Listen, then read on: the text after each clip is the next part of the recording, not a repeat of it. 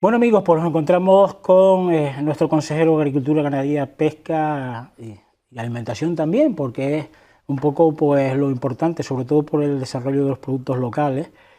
Y con él vamos a hablar de una serie de temas que nos interesan muchísimo, que son temas que bueno, pues están en este momento bueno, tramitándose, han sido publicados, son temas importantes para el sector primario de Canarias. Lo primero es saludar. Narváez, muy buenos días. Hola, muy buenos días, Lucio, ¿qué tal? Acabo de escucharlo en la Comisión de Agricultura, aquí en el Parlamento.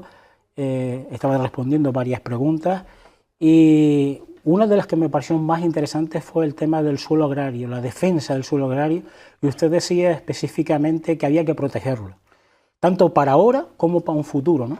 Sí, sin duda. Ya cuando hicimos la ley del suelo, quedó claro la protección del suelo agrario. Hoy en Canarias todos sabemos que tenemos un suelo agrario importante, pero en producción tenemos la mitad, no llega a la mitad del suelo que tenemos disponible.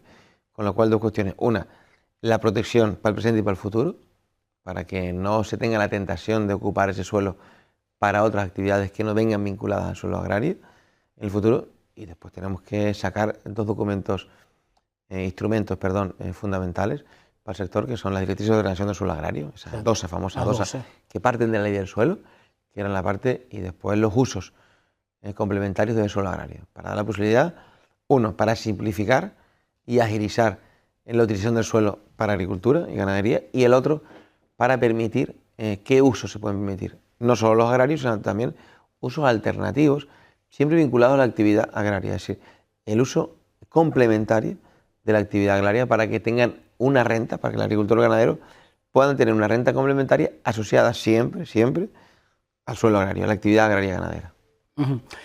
También hablaba usted, o le preguntaba sobre el tema del relevo generacional, importante, yo creo que uno de los temas que alguna vez le he preguntado. Sí, es algo tan importante no solo para Canarias, para Europa, que de hecho la Comisión Europea ha puesto uno de sus ejes fundamentales, el relevo generacional del sector agrario, y el Ministerio se ha planteado por primera vez sacar ayudas para el relevo generacional. En España, igual que están haciendo ya otros países, ya Canarias lo llevamos haciendo muchos años, de hecho, nosotros estamos a punto de sacar la convocatoria de jóvenes agricultores y ganaderos que este año cobrarían más, tienen 30.000 euros más que la convocatoria anterior, si podemos llegar hasta 100.000 euros a los agricultores en su primera inyección y después ayudas sucesivas durante 5 años para ayudarle a los 5 años de primeros de vida, ¿no? Pero bueno, aparte de las ayudas que nosotros damos, que son muy importantes, yo creo que lo importante es que tienen que tener una rentabilidad social y económica, y eso es fundamental. Tenemos que entender que el agricultor y la agricultora tienen que tener rentabilidad, y eso es lo que tenemos que conseguir entre todos. Y yo la parte positiva es que hay muchos chicos y chicas jóvenes que se han incorporado al campo, al mundo rural, y que han invertido y hoy tienen pequeñas empresas que generan empleo y que son rentables. Se han formado y han innovado en el sector. Hoy son rentables. Yo creo que ese es el ejemplo que tenemos que seguir y el ejemplo que tenemos que dar para que a la gente joven les apetezca emprender en el sector primario. En vez de decir que no es que no sea cierto, es cierto, no podemos vendar los ojos, es que existe un problema de relevo nacional, existe. Pero existe en Canarias y en toda Europa. No es algo exclusivo de Canarias, existe en toda Europa. Entonces tenemos que buscar soluciones. Las estamos haciendo con las ayudas, con la formación, que es importante en nuestras escuelas de capacitación agraria o en las escuelas marítimo-pesqueros, que como decía, casi el 100% de los chicos y chicas que estudian salen al mercado laboral automáticamente, que son muy positivos. Y tenemos en las escuelas cursos importantísimos que quedan vacantes y que tienen salida laboral y que existen empresas demandando ese tipo de trabajadores, ¿no? Con lo cual hay que formarlos, hay que darles ayudas, evidentemente, pero hay que poner los ejemplos de lo que se ha hecho las cosas bien, de aquellas jóvenes que han hecho las cosas bien y hoy son ejemplos de éxito para otros, ¿no? No siempre tampoco lamentarnos, que es que no da rentabilidad, que esto siempre... No. Claro que tenemos problemas como otros sectores, pero tenemos que buscar las soluciones y dar esos ejemplos positivos para que la gente se anime. Usted mismo me ha dicho en varias ocasiones que uno de los subsectores importantes es el subsector ganadero de caprino. Es un ejemplo donde los jóvenes están desarrollando una actividad económica y, bueno, pues que al final les cuenta.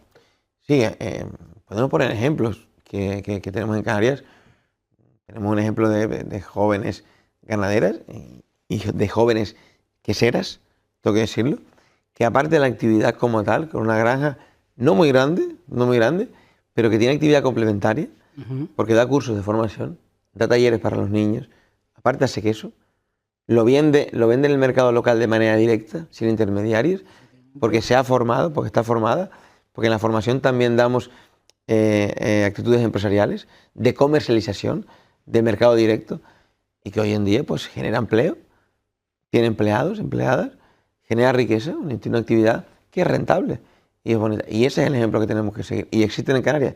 Existe.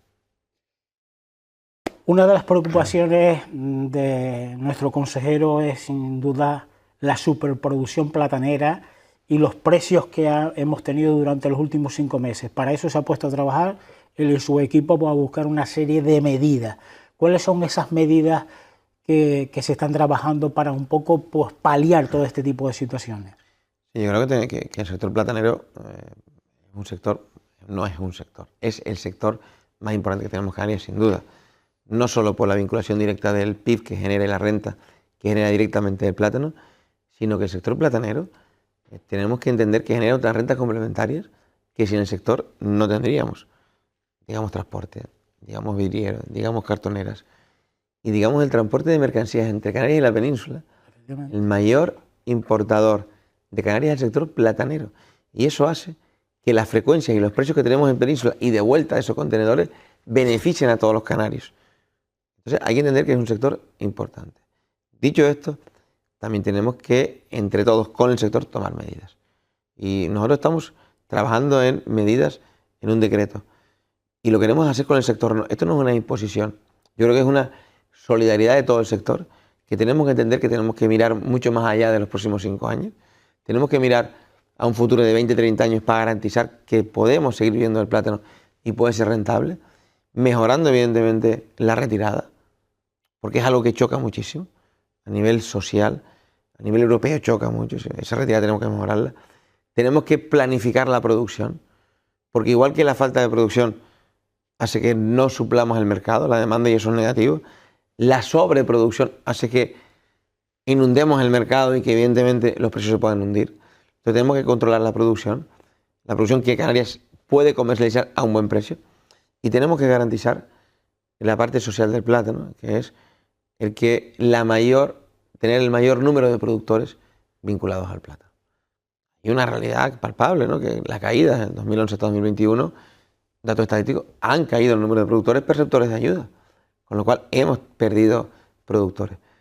Y tenemos que, entre todos, conseguir que no perdamos a productores, que la ayuda que tenemos en plátano se pueda mantener, incluso justificando en su globalidad la ayuda del POSEI, que eso es fundamental también, que es lo que estamos haciendo con Europa, justificar que 17 años, 18 van a ser ya del periodo del POSEI con la misma ficha es insuficiente. A todas luces es insuficiente, porque lo que se planteó en el 2016, que se empezó a aplicar en el 2017, esa ayuda, hoy los costes de producción han subido casi un 44%. 44% y el nivel de ayuda es el mismo. Con lo cual, esa ayuda de Europa, del POSEI, de ayudar a los sobrecostes que tenemos, las producciones de las regiones ultraperiféricas y que tipo de el POSEI, para competir en igualdad de condiciones o intentarlo con las producciones de terceros países o las producciones del continente, eso que dio hoy en día no es real. Dio una ayuda, se mantiene 17 años después, cuando termine este periodo, serán 20 años con la ayuda igual, y los costes de producción que asumimos los agricultores, ya no digo la burocracia, pero son los costes de producción, han superado el 40%, con lo cual también el plátano, evidentemente, ha sufrido esos aumentos de costes de producción y la ayuda, la rentabilidad que daba la ayuda, hoy en día no es la que tenía que dar. Está haciendo su trabajo porque ya fue a Bruselas a pedir ese incremento de las fichas financieras y eso es uno de los trabajos que realmente quiere realizar. pero para eso hay que presentar documentación, para eso hay que ir con un sector unido y un sector que ha podido trabajar y buscar soluciones para los problemas que usted antes nos estaba comentando, aquí en Canarias. Sí, como tú dices, nosotros hemos ido a Bruselas, nos hemos reunido con el comisario, el presidente del gobierno y yo, nos reunimos con el comisario directamente, donde entendía esa problemática, esa realidad, donde él manifestaba que la próxima comisión y el próximo presupuesto de la política agraria común, también el del POSEI, tenía que ser mayor. El 27, a partir del 27. A partir del 27, pero ya se empieza a trabajar y donde entendía y nos ha dejado participar en un documento que estamos preparando de los sobrecostes del sector primario canario. Es decir, para presentarle a Europa ese informe, evidentemente lo haremos con las organizaciones de agricultores de Canarias, con las organizaciones profesionales y con el sector para llevar un documento sólido, un documento responsable donde se pueda actualizar la ficha financiera del POSEI, que es lo que vamos a intentar, actualizarla. Y claro, y aquí después será la voluntad de los eurodiputados. Yo espero que esos eurodiputados que han visto las manifestaciones del sector por toda Europa, que han visto la realidad que tiene Canarias, cuando la comisión le presente ese informe, tengan la capacidad de decir que sí, que lo entienden y de votar a favor de esa modificación y actualización de la ficha financiera del POSEI. Porque el sector primario canario, uno de sus principales objetivos de futuro es actualizar esa ficha financiera. Aparte, más evidentemente, de otras cosas que hablamos, como de las cláusulas de espejo, el principio de reciprocidad, que tienen que cumplir los terceros países con Europa y que no cumple, desgraciadamente, el control en fronteras y la simplificación burocrática a la que está sometido ahora mismo el sector primario, ahí sí, más de las regiones ultraperiféricas. Yo, cuando vi las manifestaciones, es verdad que decía, hace 8 años, cuando era consejero, ya le mandamos a Europa, en aquella conferencia RUP, de la región ultraperiférica, en ese memorándum que mandamos a Europa y que también fue firmado por Fernando Clavijo, en ese año 2016, ya le mandamos a Europa una serie de medidas, y una de ellas le mandamos la cláusula espejo, reciprocidad, pero una de ellas era la burocracia. Y le decíamos que Europa está planteada la fiscalización del sector primario para las grandes empresas que tengan departamentos financieros, departamentos económicos, juristas, departamentos técnicos. No está preparado, no está diseñado para la dimensión de las explotaciones de la RUP, que son pequeñas o medianas, incluso unipersonales autónomos. Entonces, cuando hay que plantearle al comisario, cuando un ganadero te dice, bueno, si yo tengo que rellenar toda esta documentación, cumplir toda esta normativa con ordeño cuando hago el queso. Y es verdad, no tengo tiempo, porque si tengo que contratar a un empleado para que me haga eso, ya no me da el beneficio. Claro, está diseñado para esas grandes empresas agrícolas, que está bien, pero tiene que hacer una simplificación básicamente para las pequeñas explotaciones, pequeñas y medianas que somos nosotros. No puede tener la misma carga burocrática y de exigencia una explotación de 200 cabras que una explotación de 20.000.